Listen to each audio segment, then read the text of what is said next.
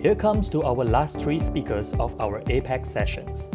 Next topic, practice of cell-based architecture for large-scale transaction systems in banks, which will be presented by Gavin Young, Sunline Digital Finance Product Director and General Manager of Technical Service. Please welcome Gavin. Hello everyone, I am Yang Guoxiong. I'm very pleased to attend the Huawei Developer Conference.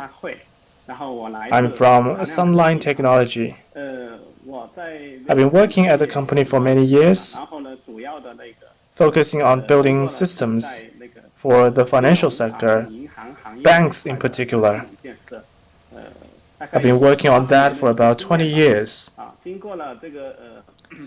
I have witnessed milestones such as the launch of the first Java core system 10 years ago, and the first distributed core system, and the growing trend of mainframe offloading in China. The experience has deepened my understanding of the core banking system. Today I'd like to share with you some of my ideas. I'm working at Sunline, so here's the corporate profile. Sunline is a fintech company listed on Chinext. It focuses on the banking system, covering businesses such as core, internet finance, big data, and management. We are a leading player, especially in core system building. We have 5,000 plus employees and over 800 customers, including banks. We pioneered in going global as a Chinese fintech brand. We value the customization and R&D of products.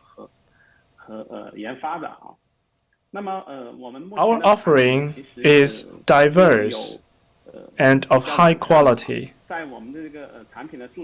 We have a lot of product copyrights, especially in the core banking system and the big data system, even the distributed core system. From the launch of the first Java core system in 2013, the first distributed core system in 2014, to the construction of core systems as large banks increasingly go for mainframe offloading, we've always been an active player. The financial system of a bank, especially the core system, requires high performance. Common requirements, such as the performance requirements of internet products and small and medium-sized banks, range from hundreds to thousands of TPS. Large banks, from several thousand to 10,000. Ultra-large banks, even tens of thousands. So system performance is essential. Core banking systems generally need to achieve Level 4 or Level 5 for information security. There are strict regulatory requirements for RPO and RTO. The system should be available 24/7, whether based on mainframes or small servers. It should be highly stable. Moreover, the demand for localized application innovation and better control has posed challenges to the system's performance, availability, and O&M. Challenges mainly stem from the need for localized innovation, the complexity of the distributed architecture, and the Internet O&M and the development mode. In terms of better control, it's mainly about using open technologies and building homegrown databases. It involves not only databases, but the system network and the storage as well. On top of that, the distributed architecture is more complex. There are problems caused by DB and the table partitioning. Business modeling and service splitting issues present another challenge. Plus, as we know, banking systems require high-performance services, and the businesses they deal with are rather complex. Service invoking and a combination may undermine performance, which is a big challenge. With the distributed architecture, we also need to consider how to ensure business consistency and things like data aggregation. All these are challenges confronting the banking system. In terms of system development and O&M, we are introducing internet-based practices such as grade release, continuous release, circuit breaker, rate limiting, and service degradation. They are widely adopted by banks to accelerate business development and system innovation. Now let's take a look at the evolution of banking systems. There are roughly 4 stages.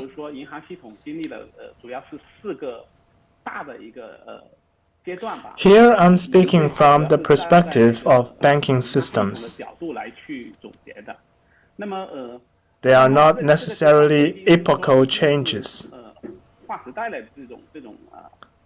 Some systems of the earlier stage are still in use today.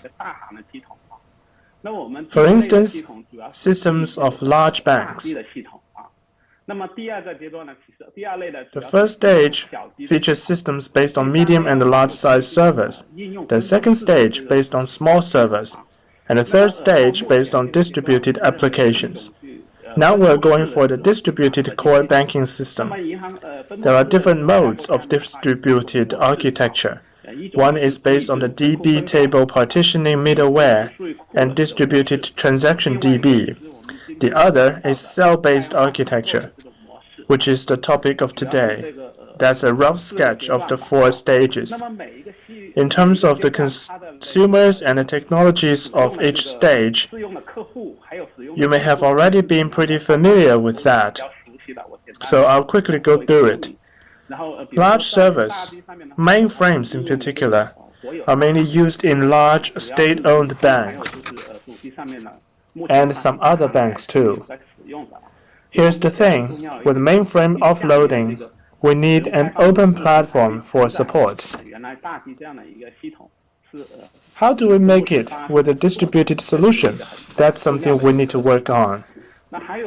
Small servers are mainly used in small and medium-sized banks or joint stock banks.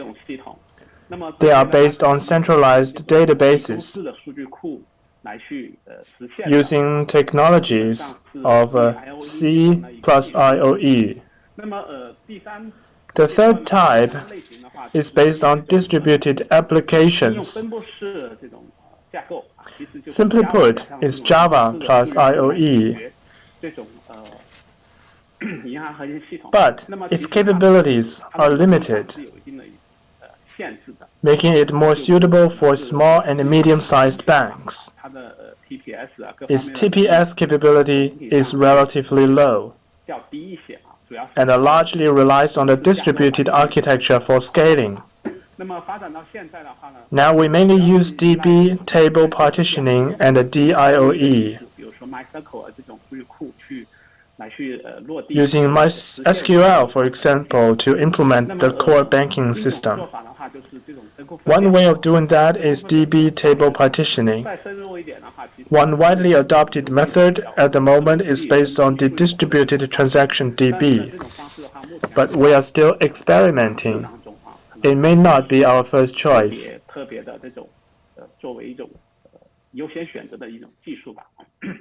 Today, I'll mainly introduce the cell-based architecture.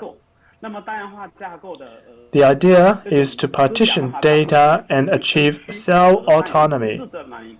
It will enable the application of cloud-native technologies in the future. But what is cell-based architecture? It aims to partition data based on certain strategies and deploy corresponding applications so that each cell can work independently and autonomously. For instance, if multiple cells are deployed in different data centers, the data solution will follow the nearest access principle to ensure good system performance. As we see in the picture, there is a gateway layer. Under the centralized architecture, the layers below are a whole unit. But the cell-based architecture partitions data into several shards. Each shard can be regarded as a centralized system. When combined, they form a complete system. So, why do we need the cell-based architecture for large-scale transaction systems? Let's first look at what it really means by cell-based. It is not only about capacity, but also about disaster recovery and governance as well. The idea of capacity is pretty straightforward. It mainly involves dividing massive amounts of data into smaller units and processing the data with finer granularity. The scalability is good with the distributed architecture. That's one way of satisfying the needs of large-scale transaction systems with open technologies. What about the disaster recovery? That's very important for a banking system. We must achieve application-level DR and a DB-level DR. With cell-based architecture, we can achieve cell-level DR. It is more fine-grained. It also has higher availability thanks to cell-level fault isolation and gray release. So that's DR. In terms of governance, the granularity is also finer, down to the cell level. When it comes to circuit breaker, rate limiting, and service degradation, the system can approach a task at the cell level, ensuring high availability. Plus, with cell-level DR, applications, data, and physical resources are well isolated, greatly reducing the risk of system unavailability. In a big system, even a single fault can lead to the breakdown of an entire system. Therefore, cell-level DR can reduce the risk of system unavailability. It also helps to meet regulatory requirements. But some might say distributed databases and DB table partitioning have similar benefits. Function-wise, it's true. For large banks and ultra-large banks, however, isolation is a very important indicator. Whether in data, applications, or resources. Take database connection as an example. If we use the mode of database cluster or DB table partitioning, Database connection may be a challenge for large-scale systems. Distributed databases may be a growing trend, but they are still in early development. Banks are rather cautious when it comes to building systems and hope to play safe. That's why they seek contingency plans in many cases. The cell-based architecture can be a good decoupling solution. Here, let's look at its logical architecture. Vertically, it is divided into 3 layers. The first layer is the access layer, the second, application and domain services, the third is the resource layer. Horizontally, it is divided into several cells. Each cell contains applications and data and works autonomously. Let's go back to the vertical. The access layer supports transaction routing and forwarding. It's mainly realized through gateways and distributed routers. The aim is to support transaction routing and forwarding based on customer strategies.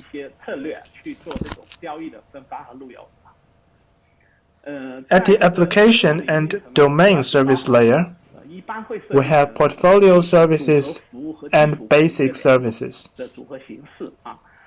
That allows us to better use the service orchestration function. And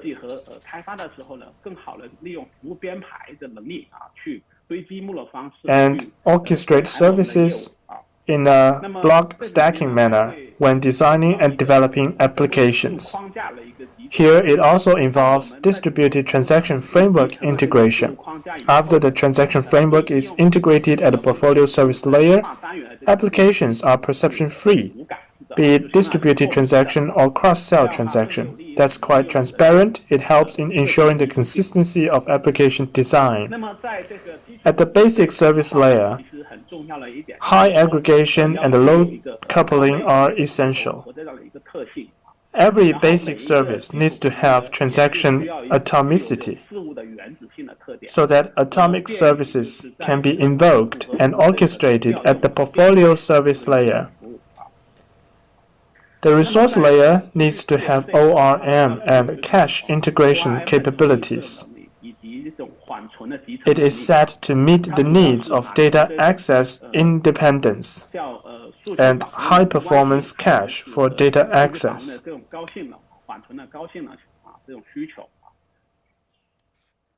From design to development, applications are processed based on source data with a unified programming model to ensure data standardization and unified IT languages.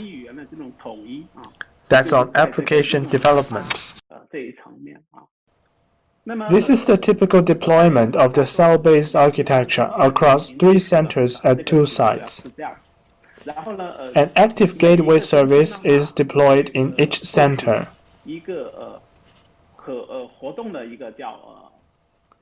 Every center has one, as they all deal with transactions. For instance, the primary center deals with finance, so does the intracity center. The remote center may deal with read-write splitting transactions. Therefore, at the gateway service layer, it is AAA, or active-active model. Further down, there are cells. We can call them service cells, or public cells if they involve centralized data. Those splittable are called service cells. Service cells work in a mutually backup mode.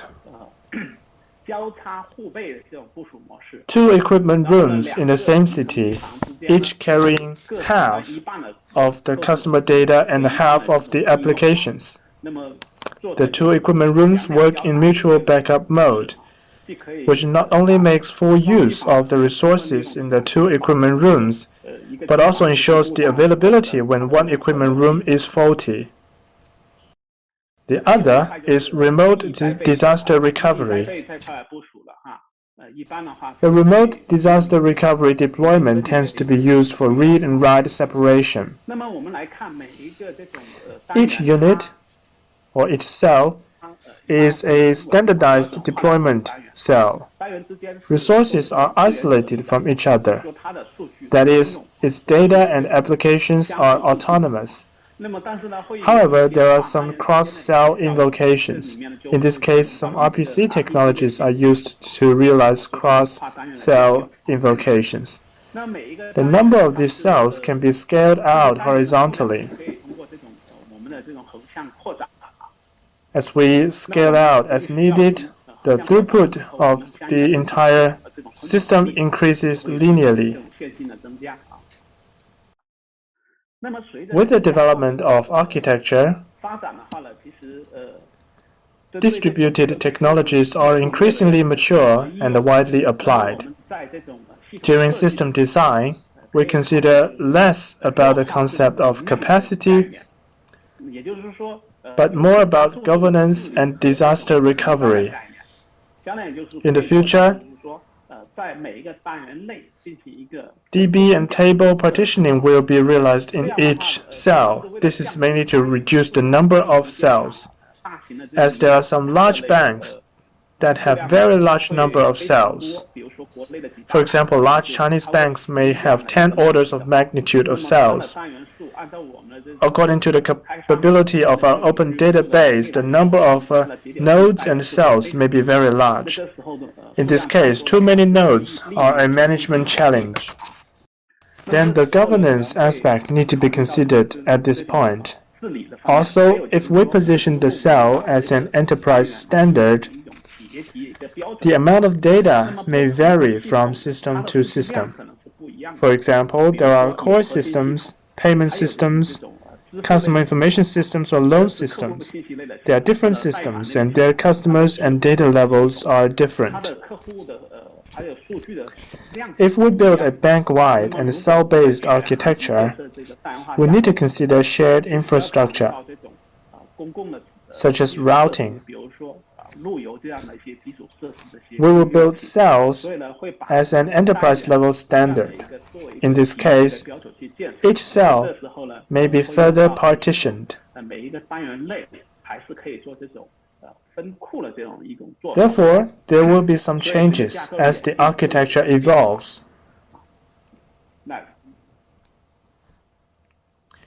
To address this change, let's look at the deployment of an evolved architecture. The upper layer is basically the same as the original layer, and the main change is at the lower layer. What is the main purpose of this? That is to fully utilize some of the advantages of our distributed database, including application, cell-based architecture, and capabilities of the distributed database, especially the management capability of the distributed database and the data sharding capability that we need to fully utilize. Data resources can be sharded by the database. For example, multi-level clusters, multi-tenant, intra-database table partitioning, or sharding are used.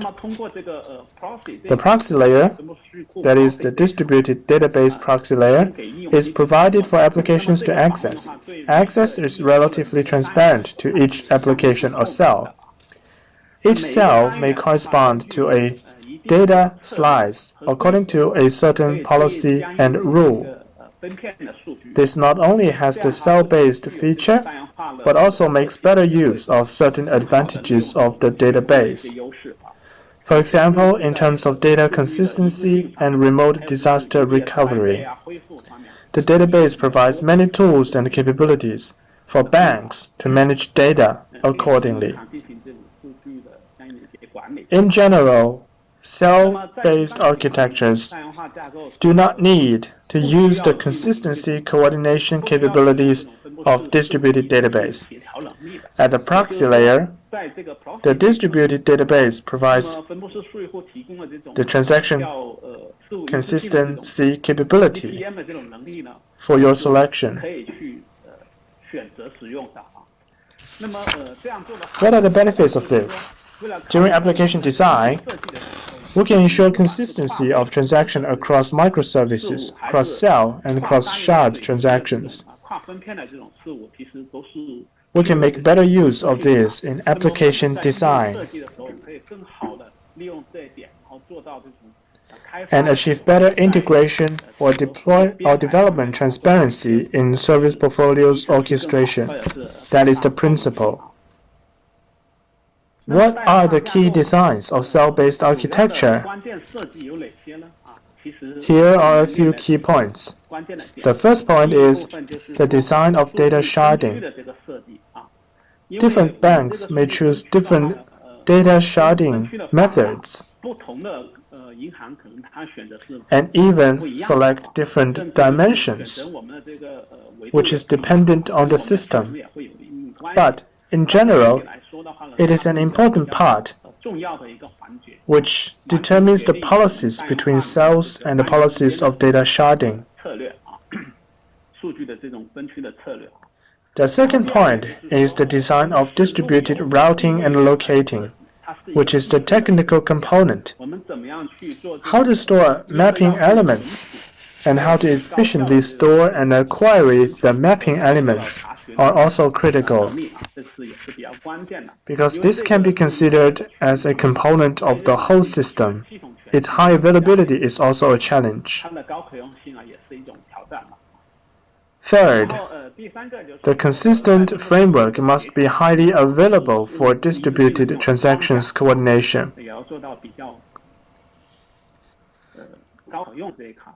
Another aspect is the design of distributed batch scheduling. For example, after the cell-based architecture is implemented, there is an additional layer, and there is a cell layer below the original system layer.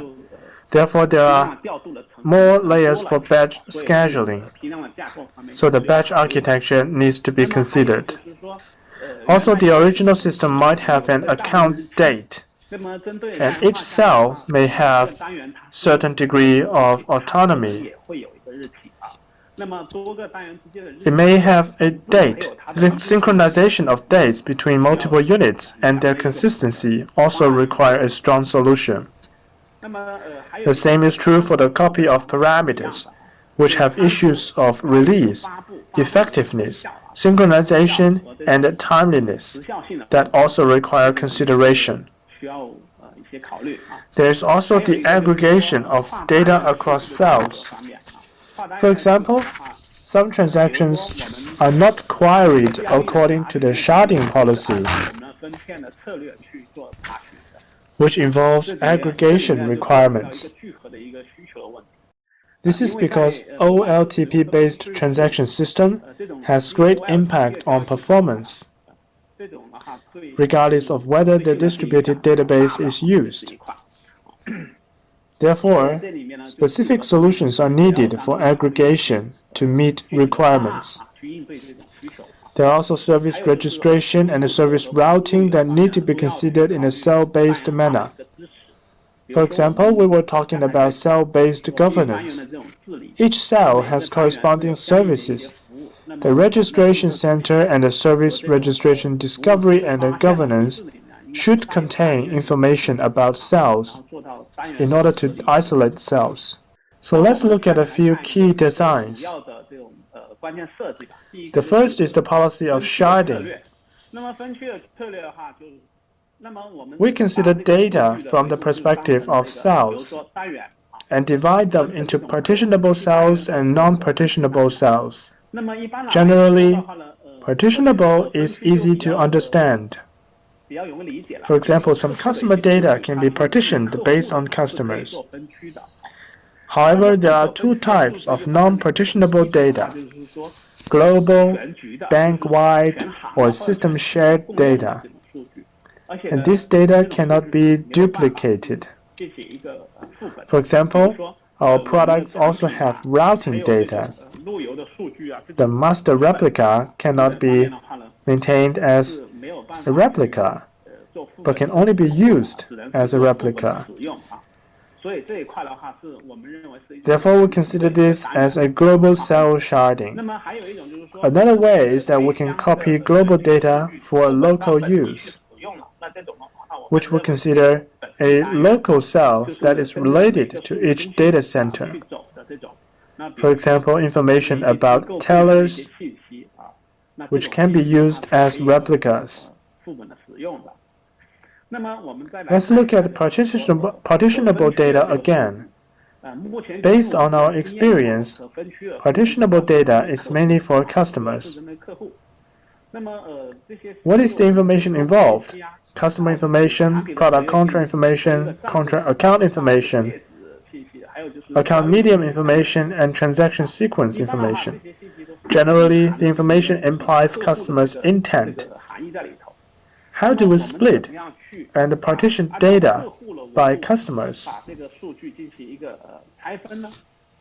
Generally, there are two solutions. One is a single-layer solution and the other is a multi-layer solution. The single-layer solution is simple. In fact, the corresponding elements of a customer, such as account, ID number, and card number, are mapped with a customer number, and in the end, mapped with a specific cell. In this case, mapping is equivalent to storing a key-value pair in the database or cache to implement this function. Another solution is multi-layered algorithms plus rules. Namely, mapping with the customer number based on elements, and then a logical shard is obtained based on the customer number. Based on an algorithm similar to consistent hashing, the logical shard is then mapped to the cell based on a rule. These two solutions are quite common. The benefit of the first one is that the mapping and scaling of cells are relatively flexible. In the second solution, the cell is actually designed in a way of a 2 to the nth power. It may not be very flexible in terms of scaling, but there is need for data migration. Another key design is distributed routing and locating. In the traditional system, there is a gateway in a channel. The gateway distributes transactions to specific application systems. In the cell-based architecture, the service gateway needs integration, routing, forwarding, and distributed route mapping service. The purpose of this function is to locate the unit, through which the customer obtains the information according to the routing elements, and then forward the information by the forwarding capability of the gateway. If we perform a transaction within a cell, and cross-cell scenario is involved, for example, a fund transfer, if the credit party is in our cell, the routing of the credit account needs to be located, and then perform transfer based on the debit party cell. Then the transaction is completed. Another design is distributed transaction coordination and isolation. There are two common frameworks and principles for this implementation: PCC and Saga. The two principles have pros and cons. We believe that Saga is more applicable to the financial scenario, as well as Saga evolution model across microservice and the cross-cell transaction consistency can be realized. Generally speaking, the Saga-based transaction framework does not have good isolation capability. Therefore, a lock is added. Considering the characteristics and performance requirements of financial products, we made the lock optional based on product requirements to address performance and fund risk security considerations.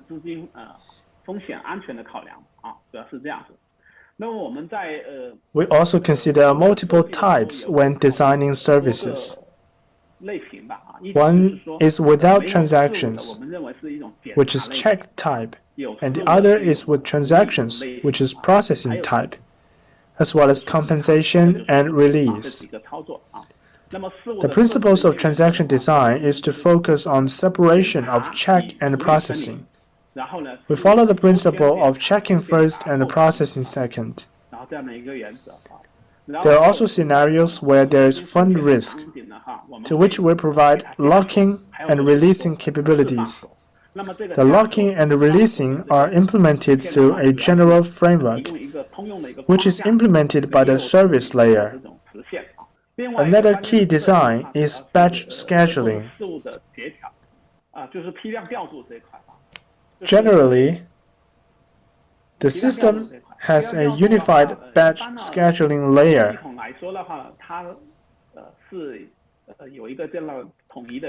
Which interacts with the processing of the specific system. Under the cell-based architecture, a management scheduling layer needs to be added, which is considered as level 1 scheduling. The main purpose of that layer is that because in a system, there must be common processing, which needs a coordinator to uniformly schedule the processing of each cell. Therefore, batch processing is divided into two layers. One is the level 1 scheduling and the other is the level 2 scheduling. Level 1 scheduling mainly applies to the following units. The scheduling in each business unit mainly adopts the traditional mode. For example, task start, task processing, job continuation, scheduled processing, status query, batch jobs, job distribution, and batch transfer. This is an additional requirement for batch processing under the cell-based architecture. Those are the key aspects of our design. So let's finally look at what changes the cell-based architecture will bring to us, and what benefits will it bring. So let's take a look. The cell-based architecture provides unlimited scalability for our core system. The payment system supports multi-center deployment, improving the system disaster recovery capability. On the other hand, we can perform grade release on the cells and implement grade verification and a smooth version upgrade. In addition, from the perspective of high availability of the system, the isolation of the cells greatly improves the overall availability of the system. This is one of the benefits of the cell-based architecture. Similarly, the architecture will be complex, and the complexity will increase. The first is the complexity of distributed infrastructure and of coordination of distributed transactions of financial products, message pushing, implementation of grade release,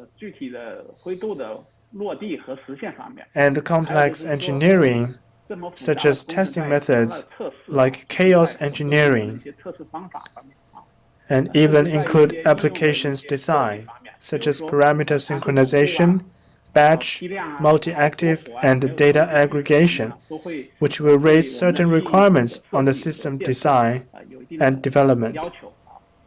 Thank you. Thank you, Gavin, for the presentations. Now, let's welcome Minghao Lu, the head of e-wallet business from Wallet. to share about tailor-made financial ecosystem in e-wallet. This is Ming speaking. I am the head of the business wallet at Wallet. We're here to help you understand the tailor-made financial ecosystem, e-wallet, how to build it, and how do we solve the problems together to embrace the cashless future. Thank you. Let's talk about the trend globally first. What are we facing and why e-wallet is merging?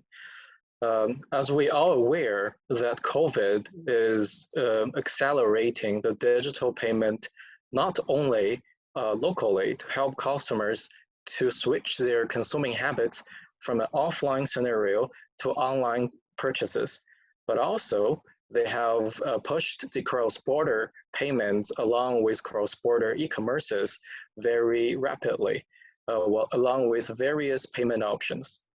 If we could focus on the two charts I've prepared here below, it indicates in the past half of a decade, the mobile payment user growth and the mobile payment transaction growth has been going about 10% each year steadily with an unstoppable force.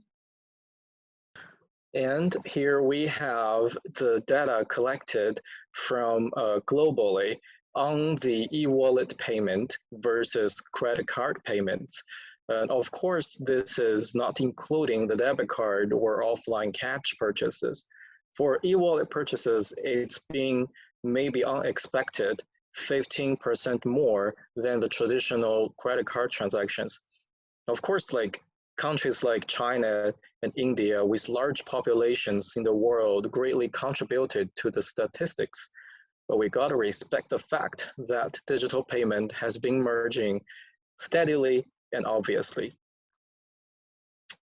And how do we, as Wallet, the company, help and play a role in this exciting outer environment? Well, we provide product capabilities both on the consumer side and on the merchant side. On the consumer side, as we know, a payment is done between a user at a merchant. Doesn't matter if this merchant is an offline retailer or an online service provider. On the consumer side, we have the standard e-wallet solutions, both a white label wallet and the wallet capabilities, which I'll later on digest in several sections and introduce you guys to. And on the merchant side, we proudly are serving 35 million plus merchants over the world with our standardized acquiring services platform. And these two combined, we have what we call the ecosystem of payment, the infrastructure of digital mobile payments. And continuously, we would operate these data to enhance the two products we provided with incentives, which is also known as loyalty programs, and also marketing services such as financial products, third-party integrated services like mobile top-up, e-commerce platform, etc. So that's what we know as an ecosystem. In short, we have merchants, we have consumers, and between merchants and consumers, we provide several services and operations to help them steadily keep the snowballs going. And Wallet, as I've mentioned, with several abilities, has been the #1 bank partner and financial services partners to help provide the mobile payment solutions in China, which also covers 54 plus countries and areas globally. We proudly help out 200 plus banks and institutions to complete the payment ecosystem internationally. Let's talk about and zooming onto the e-wallet business building itself. What are the pain points in the trending industry? For the partners we're helping out to build these ecosystems with. As we all know, e-wallet doesn't matter which country or region it's at. It's a very user-based specific product, meaning e-wallet in China, e-wallet in the Europe, e-wallet in the North America can be vastly different on the surface, on the user experience, and on the local user needs of the services. How do we cope with that to quickly support multiple customers with very different requirements? And then our partners also would like to know what would be their strategical cut to market service in this e-wallet, also known as a super app. For example, in China, we all know WeChat Pay and Alipay are the two giants that are dominating the markets. They have a lot of in common. They both give out mobile top-up services, financial products, etc. But when people think about P2P transfer, they would leaning towards WeChat Pay. When people are going on an e-commerce purchase, they will be leaning towards Alipay. That's their bread and butter, which we call the strategical cut-to-market service.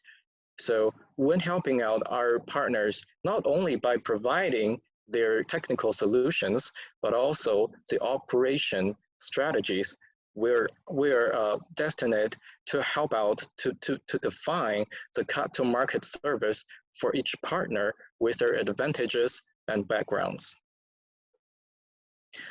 And pinpoints for wallet. How do we support all the partners professionally all across the specific oceans and globally?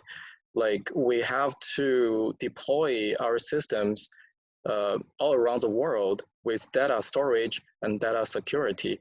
And that is some challenges that Wallet is facing that we're working with Huawei Cloud proudly. Okay, so by giving a little bit more information and the details on how the e-wallet works, let's jump into one of the roadmaps that we have potentially for any region. How do we start building an e-wallet from a business perspective? How do we start rolling the snowball from point one?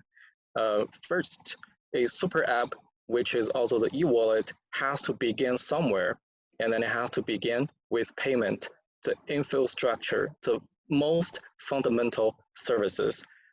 And then when we have a smaller user base and some merchant networks, what we want to do is operate that current resources with local schemes, allowing customers to reach a wider range of merchant network. And with a larger merchant network, we can again acquire a larger user base. Back and forth, this ecosystem will be richer and richer. And step three, we would build the ecosystem not only with our own capabilities, but allowing any third-party services who want to be a part of this ecosystem to simply integrate themselves into our ecosystems by exposing a set of APIs so they can join effortlessly. To give a little bit more detail in each is the super, like back to step one, the super app begins with payment. Say, for example, we're helping out a bank partner. They already have some user base and they have some merchant network somewhere locally. We just need to have the right user incentive to convert the offline users onto online users by working with the merchants and provide them the digital payment tools that are all packaged in one stop by Wallet. And then we can work towards the local schemes by finding out if there is a national QR standard, or we could work with Visa or Master QR or larger card schemes. And then by build super app ecosystem, we will need to find the most matching partners to build the ecosystems together. Okay, so here in this slide, I specifically divided step one, how to begin on the user acquisition in 3 simple steps. And I'll only show these 3 steps because it's a lengthy process to acquire users and extend the merchant network. This is just a gesture how we envision the business going. So on the task 1, acquire payment users, we will need to know, for example, this partner we're working with, what's this region? If it's Southeast Asia, mostly it's going to be offline retailers. How do we enable these offline retailers to have to be banked users, and then to keep this snowball rolling for their online purchases? For example, there is one solution we have thought in the past. We would give the users a coffee shop scenario where they go to the coffee shops and using our app, every time they make a purchase, we would save up a stamp digitally, and the 5th coffee is for free. With this user incentive, users will be more inclined to switch from a cash-based to an online digital-based, because we lose our stamp cards all the time. It's a user pain point. And then task 2, support loyalty programs. Of course, anywhere when we're operating a user-based technology, we have to burn some cash to keep the user stickiness. What would be the most fitting user acquisition strategy locally? There is some research we've done at each market. Some markets prefer cashback. Some markets prefer instant discount. With the local user behaviors, we could quickly match up to that, or even points and e-coupons. And for operate and enhance the super app, as we are familiar with the point of data collecting, we could do the data analysis at which steps do the users like the most into the services provided, which steps do the users most likely to give up on the payment, and to enhance not only on the business level, but also on the product and the user experience itself, to have a minimum viable product that can quickly iterate and become more fitting to the user experience. What would be the benefit for starting small with a smaller user base and then go to a large card scheme, expand the merchant network? Well, we're lowering the risk for trials, because in the beginning, if we're burning a lot of cash for a large product, and then we have to steer the direction around, it's a waste of time and money and effort. So we're going to start small, try out, sharpen our weapons to start from scenarios that users will be accepting most likely, and then accumulate the experience and accelerate with the right directions and the weapons that fit the best. This will be agile and balanced. And by working with Wallet, as I have mentioned before, we provide the basic solutions and also operation strategies, helping our partners to quickly adjust their strategies based on the market feedbacks. And here is our product blueprint, how this works on an ideal abstraction. On the top layer, it's a product solution. Let's say it's how the product is going to look like. It could be any scenarios. It could be a travel wallet.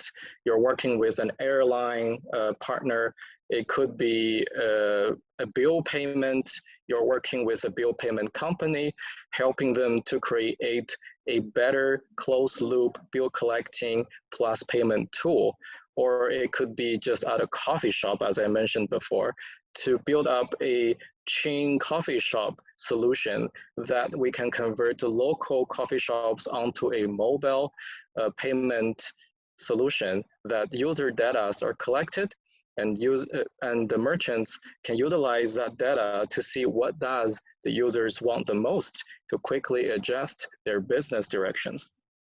So that on top is the product solution, which is also the scenario layer.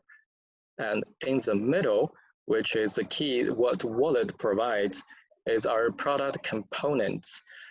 We have three major components here, ready and flexible, which are issuing, acquiring, and value added. These are some big terms, but let me help you to break them down. It's easier to understand. Issuing, meaning on the user side, it's you can have a wallet, you could issue a virtual card in the wallet, you can bind a card onto the wallet. It's whatever you desire on the market needs. On the acquiring, it's mostly what the merchants are being served at.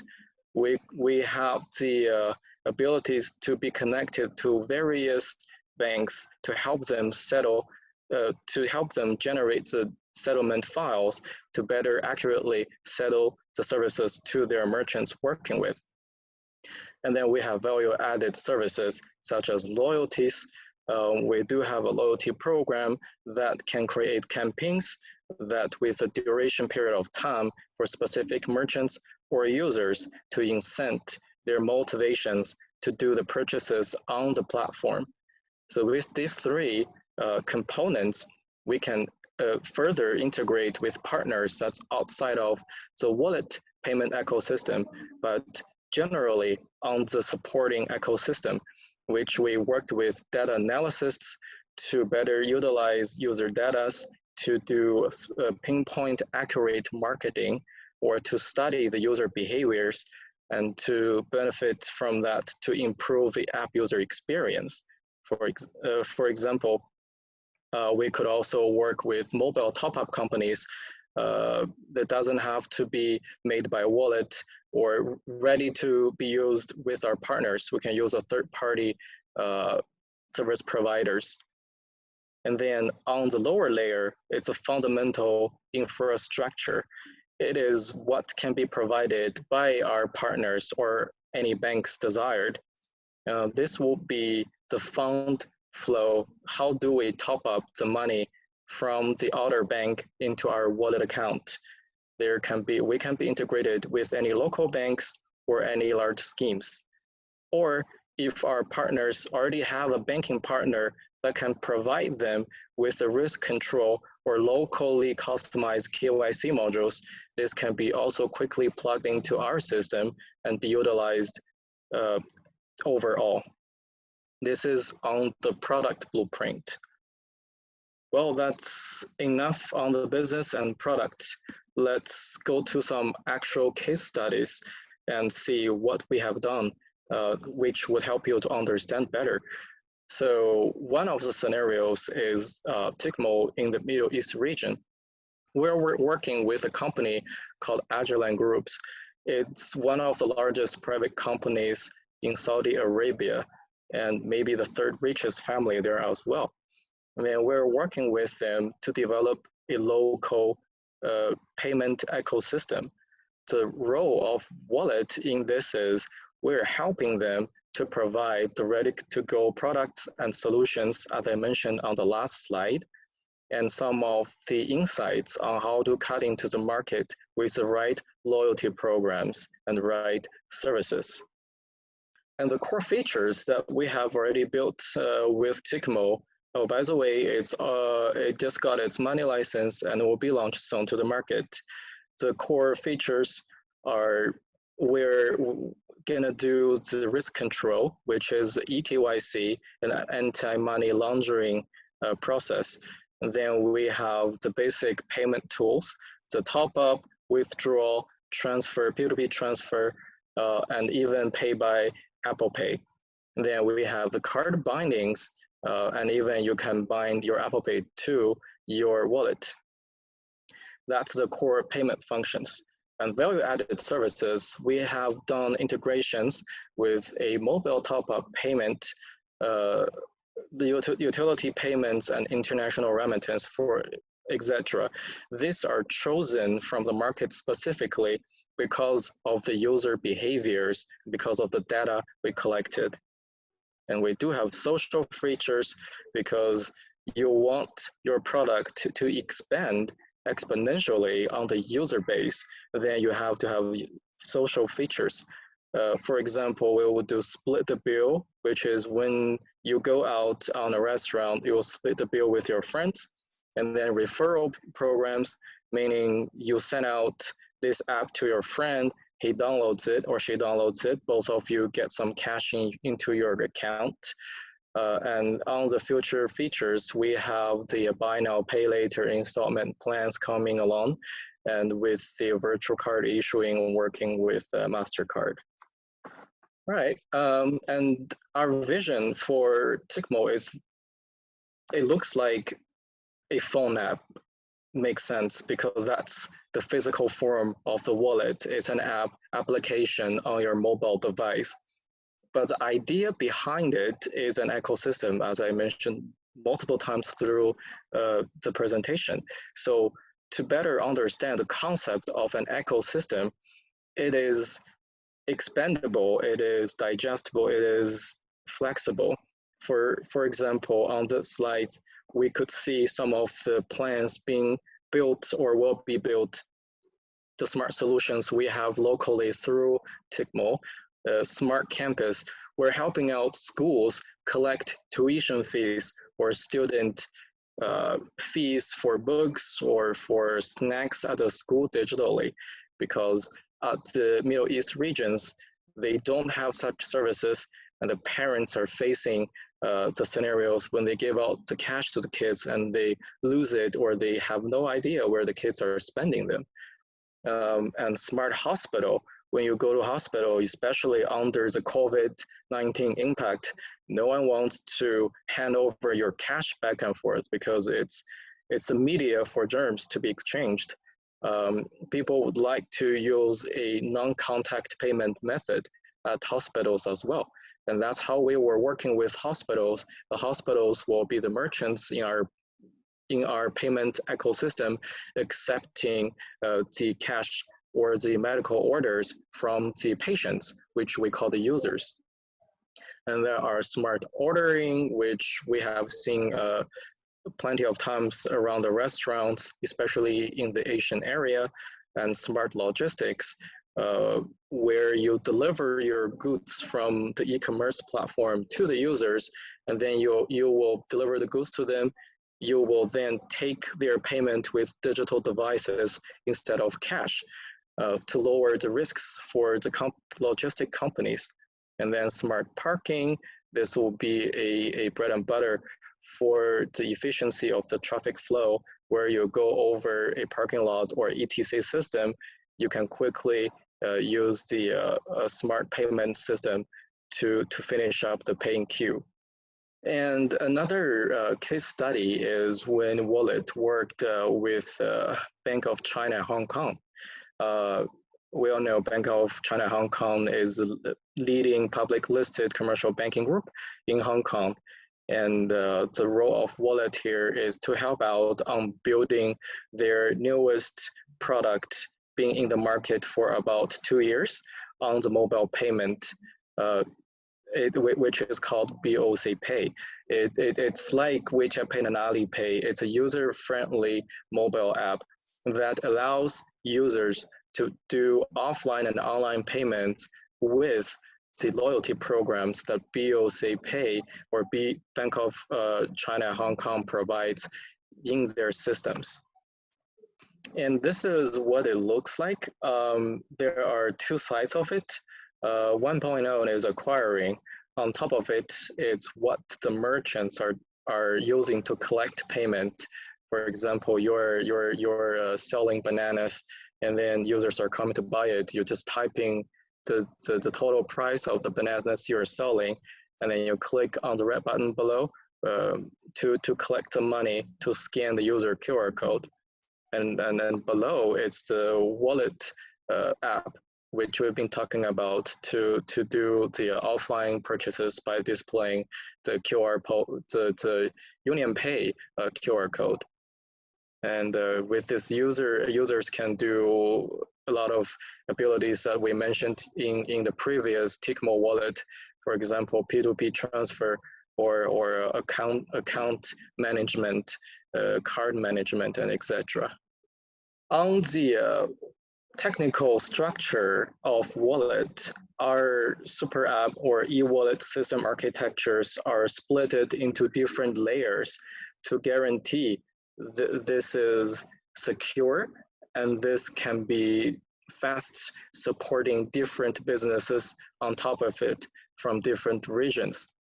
And on this slide, as you can see, the pink box, it boxes up all the layers that with the services provided can be helped out with Huawei Cloud. Because on the security layer, Huawei Cloud already provides some of the basic components to do the anti-DDoS. And on the any layer below, we deploy our product and our code onto Huawei Cloud using the basic infrastructures and databases. And here is our technology stacks that we're using both on the front end, back end, and database, and also some of the tools we use for source code storage, source code version control, and some of the most well-known components that are out there in the public. And the ones that I colored in the bright yellow on the components, which is DDoS, WAF, and SLB, are provided by Huawei Cloud on their basic infrastructures that we're benefited from. Also, payment system won't be complete without a robust security mechanism. We have a list of mechanisms that ensure the payment securities, and which I can't include all of them here, but I picked out a few to ensure the securities from a protocol level to a transaction data level, and also a exchange of data level and access level authorization. And also we see the Fortify and Sonar for the source code auditing afterwards. The cyber safeguarding, which is DDoS and Wolf, are provided onto the infrastructures by Huawei Cloud as well. And it's been a good partnership. And thank you very much. That's the deck explaining what Wallet is doing on the global e-wallet business, the ecosystem for each region and each market. And I hope this helped you understand some of the basic understandings behind the business and insights. And that will be it, and talk to you guys later. Thank you, Ming. Now, let's proceed to the next speaker, which is the CEO and founder of Alice Labs, Shubho Raman. He will be presenting on the topics of chatbots making online interactions as they should be. Please welcome Shubho. Hi guys, this is Shubho. I'm the founder and CEO of Alice Labs. It's a conversational AI-based SaaS company which is more focused towards the e-commerce industry. Thank you, Huawei, for inviting me into this session. I'm very privileged to have this conference here. And I think whoever of you guys are interested in the Huawei development, or maybe in the conversational AI segment, or in the SaaS segment, this session might be helpful for you guys to understand how we started our business, how we collaborated with Huawei, and how we sort of made sure that we grow up, we scale up, and go beyond our nationality.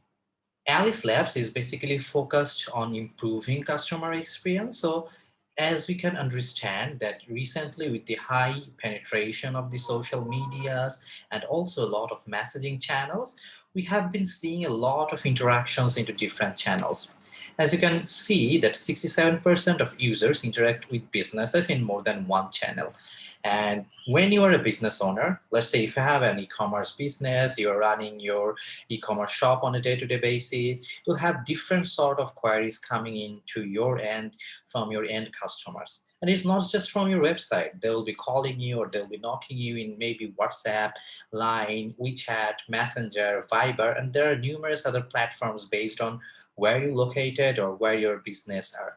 So what we have found in our research that 33% of customers would still recommend a brand that was quick to reply, even if the response was not complete. However, 90% of the companies do not acknowledge or inform their customer in a timely manner. So this actually creates a huge gap between the businesses and also the consumers. Because if you think about the new generation of consumers like us or the millennials or the Gen Zs, we are very restless. The average attention span of these people are ranged between 8 to 12 seconds. And that's why if you as a business do not get back to them on a regular manner or instantly almost, you are bound to lose your sales opportunity. So we wanted to tackle this problem with the help of conversational AI so that the businesses can have their own conversational AI or own help desk or the platform where they can integrate all channels into one single place so that they have a coherence of data from different platforms. They understand what are their customers talking about, what are their customers seeing, what are the products they're interested about, what are they talking, and also our customers base gets the conversational analytics that helps us to drive a lot of personalization. So this is where we focus. We focus on a seamless customer experience. So what we want is one platform to manage all conversation in different channels. So as a business owner, you don't have to think about a lot of softwares to manage. So as you can see in the image that Alice, it integrates with all the channels, all the customer facing channels. It understands the conversation, it understands the data, it can provide you high level of analytics, it can provide you predictive analytics on your sales and customer behavior, and also it integrates with all the common CRMs like HubSpot, Salesforce, NetSuite, so that all your data can be synchronized to your master repository. So it helped our current customers not only to streamline their operations, but to make sure that they don't have to use multiple softwares and they can use one single solutions to maintain all their customer conversation and customer interaction. So the core value proposition of our current customers is in a few ways. We help them increase their sales, we help them reduce their support cost, and we also help them to enhance their customer experience. We have been working mostly in the Southeast Asia and South Asian zone, but we are also growing towards the Middle East area.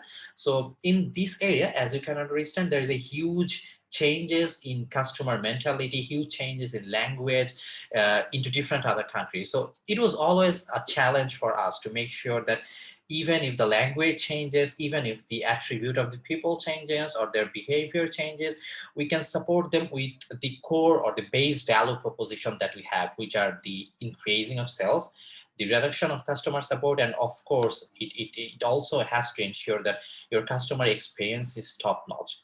So what we have seen in working with more than hundreds of customers, enterprises, and also e-commerces throughout the regions, that we have successfully helped them to increase their sales by 30%. And that sort of belongs to the features that we can provide, which actually understand conversational data and also understand customer queries or customer interactions. And based on this data, it can provide you predictive analytics that helps your sales team or support team to provide upselling or cross-selling options. Also, we help them to reduce their support costs by doing a lot of automation. So far, we have been able to automate almost 60 to 70% of the customer queries into different languages, into different segments.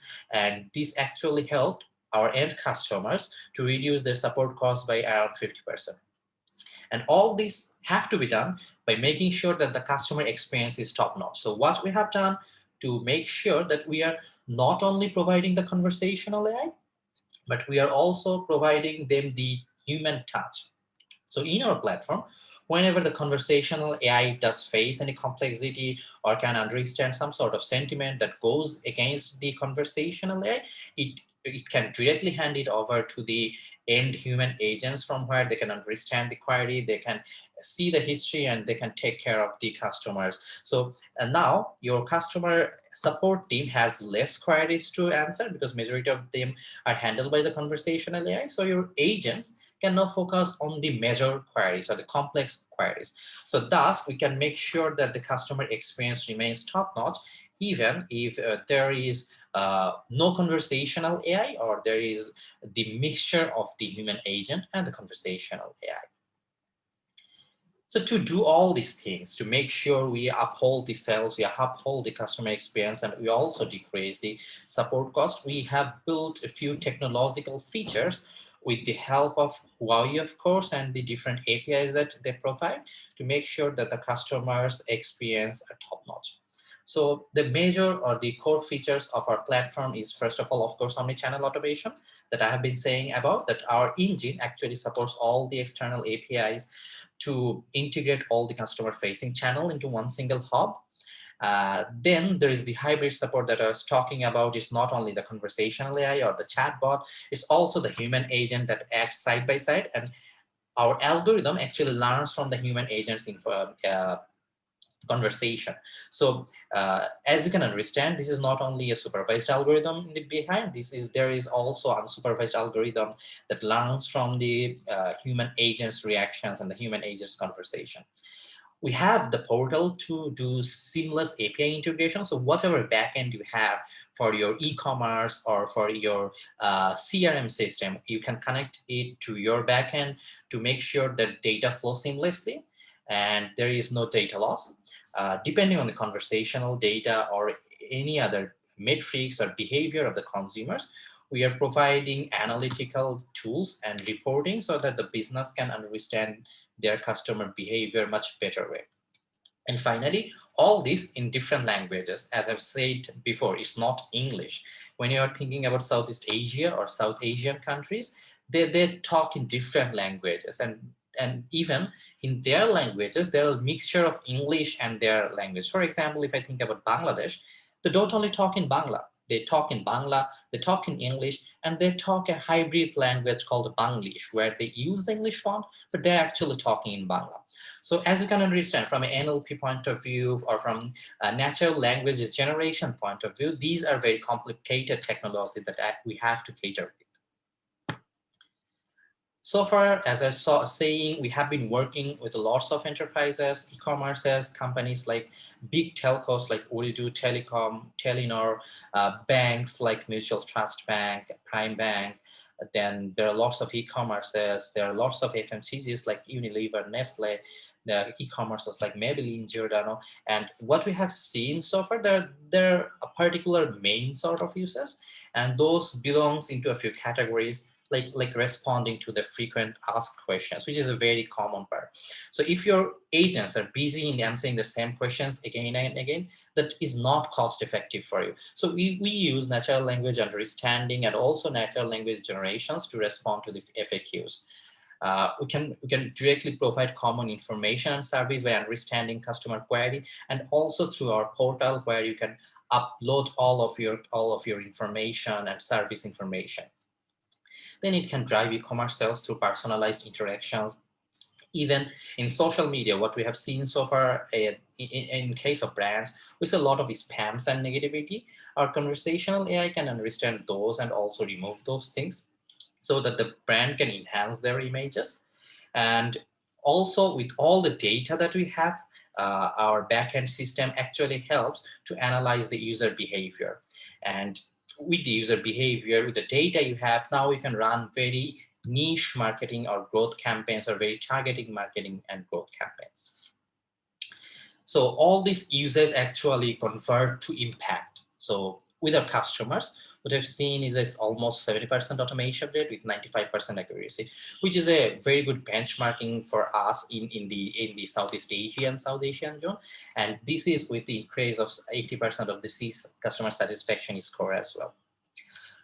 I'll now dive into more in a few case studies. So for example, if I talk about FMCG, one of the major FMCG brands in Southeast Asia and South Asia is Unilever, and one of their best selling product is Knorr, which is sort of a soup and chicken masala type of product.